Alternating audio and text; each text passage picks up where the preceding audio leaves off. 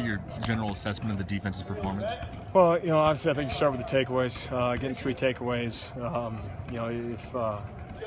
If anyone was confused as to the impact of turnovers in a football game, that was obviously a great example of how it can impact a football game, and how one defense was able to come up with them, and unfortunately this time it was ours. So getting all 3 of those, and every single one of them was absolutely critical to the outcome of that football game.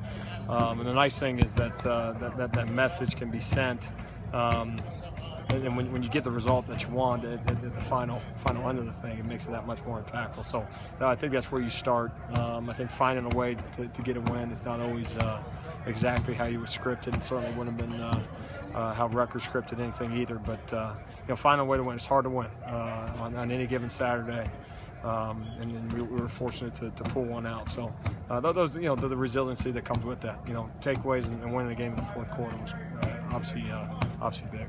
We saw a lot of Darian and Marcellus as the cornerback unit. What was the reasoning for going with those 2? Well, trying to get as much production as we can at every position, and if we can manufacture some competition within the unit to get that's what we're going to do. So that'll continue, and that's just one position that that happened to take place this week. But there's other spots that hopefully we can generate some as time goes on. How did Charleston hold up at that kind of dime spot? It's something we took a look at, and that's something that week in and week out we'll kind of make a decision as to what's our best personnel based on what we're seeing on film.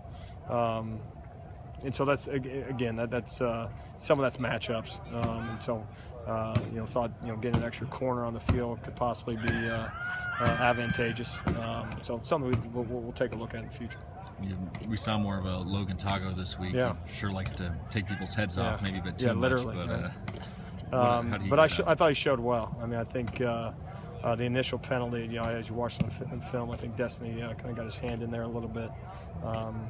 But it was an aggressive play by a young player that kind of pinned his ear back and just went, which was exciting. Just a little bit high on his next one, but he's a violent football player, and he's a guy that's going to get significant more playing time as the year goes on. Coach, other than the takeaways, what would you say is another thing that stuck out to you as a positive for the defense? Well, I think we have the advantage of watching every game of these.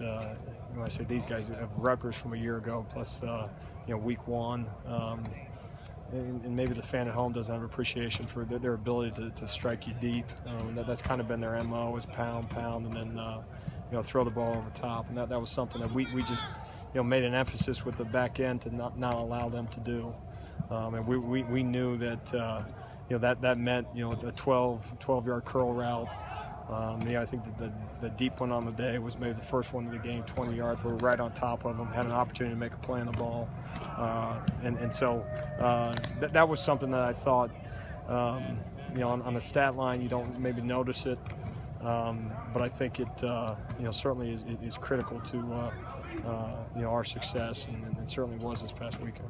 When it comes to takeaways with the fumble that Vio got, do you kind of coach fall on the ball if you can? Is it just recover it?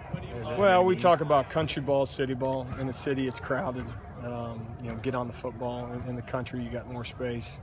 Try to give yourself a chance to scoop and score. Typically with a scoop, you tell them you got one shot. If not, then get on it. With the bigger guys, I just assume they just fall on it. They're not going to do anything with it past that anyway. So, but no, that's the ball's on the ground, and we got to attack. And we've all seen enough of those balls kind of end up out of bounds or end up back in the fumbler's hand. So that there's still skill to it. You've got an opponent coming up where in one game they were almost exclusively a running team, and the other game they're almost exclusively a passing team. Right. How do you predict what they're going to do on Saturday? Well, you try to get a sense, going back to last year's film, and we'll watch every single one of those games and kind of include those in our cut-ups to try to get a personality. They want to run the football. That's traditionally who they've been, not going all the way back to their success at North Dakota State. So we know that. Obviously, they got a little bit of a quarterback situation last week with some injuries. But I think Kaufman will be back this week, and he's obviously an adequate thrower, does a nice job that way, and can attack you through the air. So they'll be multiple enough to give you fits, but they're certainly going to try to establish a run. Coach, what do you try to do to try to keep the defense high and motivated coming into a week off of a win versus trying to motivate them up for a loss? Well, it's two obviously two different types of psychology, and I think the biggest thing that we try to do on Sunday specifically is try to show them the corrections from the week prior to. And that's what a win, lose, or draw. And then part of that is you tell them the scoreboard doesn't judge us. If we're able to come up with a win and we don't play well, we're not going to come in there and say how great we were. And so there's certainly a lot of things that were correctable after yesterday's game, and there was enough that I will say this: I think there's not a man on defense that's going to walk out of practice tonight and feel like we played a great football game, or in any stretch of imagination, our best football game this past weekend. So that's the message: is there's we can be better. We can be a whole lot better, and a lot of it doesn't tie into our opponents. It simply ties into us. Appreciate it, Alex.